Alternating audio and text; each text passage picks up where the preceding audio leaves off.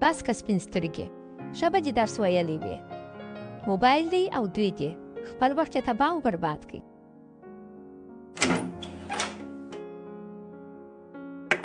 مور هیڅ کله راضي نه سوه. مور دې ګوره بد نه وایي. بابا ته هم داسې سوې؟ بچو هغه د پغمان غرونه وینې؟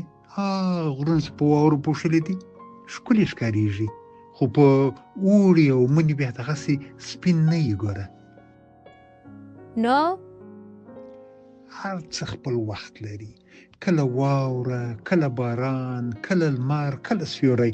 که ټول او تل واوره یي یا تل لمر یي ژوند به خراب وي. ګوره زه کتاب نسم ویلی، زړه مې تنګېږي. که زړه څه در تېر سي چې دا فیسبوک مې زړه تنګوي بیا به دغه هم نشتی کتلی. ښه اوس بیا وایي فیسبوک مه ګوره. یا بچو زه وایم فیسبوک هم وګوره، تلویزیون هم وګوره، پخلی هم وکړه، بازار ته هم لاړه سه، مجلس هم وکړه، کتاب هم ولوله. اعتدال ښه دی، اعتدال. ته مور قانع که زه کتاب وایم. د مور لپاره یې مه وایه، د ځان لپاره یې ووایه. ځان پرې پوه کړه او بیا ما ته راسه راته تشریح کړه. د کتاب په ژبه نه، په خپله ژبه یې راته ووایه چې څه یې ویل. دا تجربه خو به ستا لپاره وکړه. ځکه خو مې ته ښه بچی یې.